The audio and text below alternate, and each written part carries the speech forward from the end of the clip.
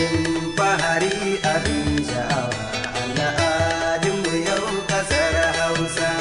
Abin fahari abin sha'awa al'adunmu yau kasar Hausa. Abin fahari abin sha'awa al'adunmu yau kasar Hausa. Abin fahari abin sha'awa al'adunmu yau kasar Hausa.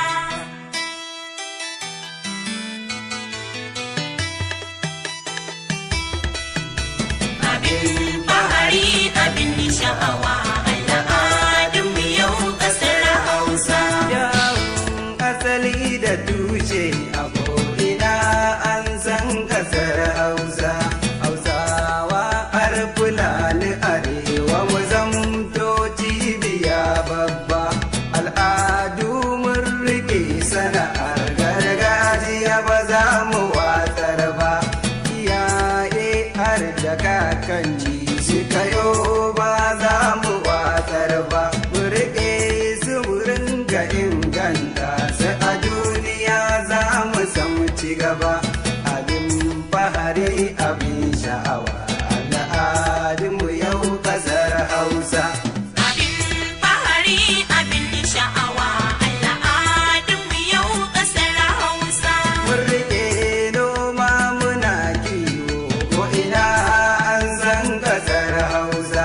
Muna fahari da duk sana'a ta Bahaushe ba za mu watsar ba.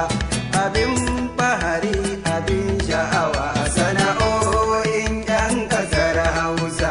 Da sauraro ka saurara da kaɗan yau za na lissafo. Muna noma muna kiwo babbar sana'ar kasar Hausa. Muna saka muna jima bawa har ma da wanzanci.